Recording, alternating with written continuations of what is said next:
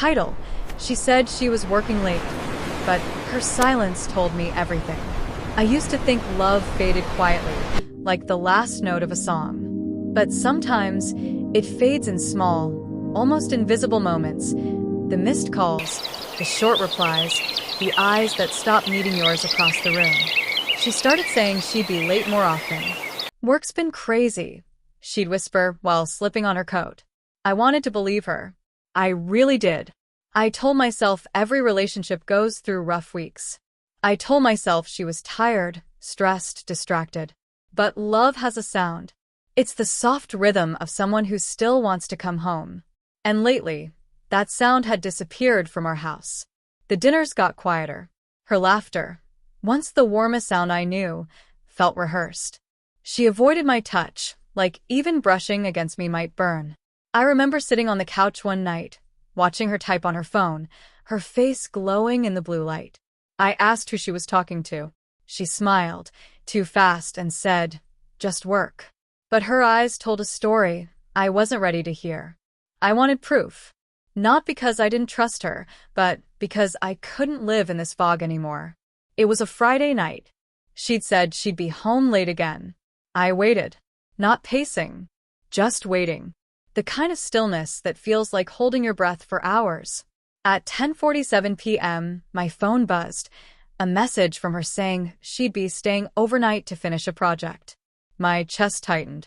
I looked at her social media. Nothing. Then I noticed a tag, a restaurant downtown. One of her coworkers had posted a picture. Wine glasses, laughter, her jacket in the background. Something broke in me quietly. No shouting. No rage. Just a slow understanding that love had already left, long before she did. When she came home the next morning, I asked nothing. I made her coffee, like I always did. She thanked me with a soft smile, the kind people give when they know the truth has already been discovered.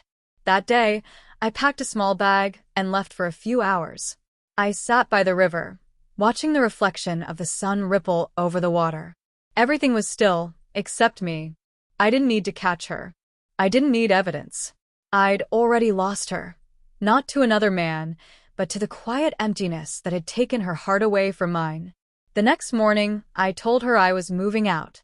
She didn't fight it. She just nodded, eyes glassy, like she'd been waiting for this sentence.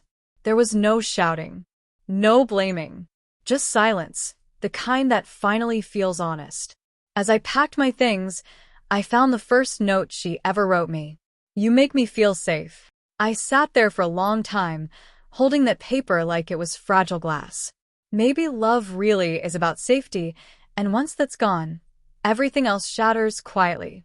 When I closed the door behind me, I didn't feel anger. I felt air. Real air. Like I could finally breathe again after years of waiting for something that was never coming back. Sometimes, walking away isn't revenge. It's recovery. It's remembering who you were before someone else's choices changed your heartbeat. If you've ever been where I stood, holding the truth in one hand and your pride in the other, know this. You'll heal. Slowly. Quietly.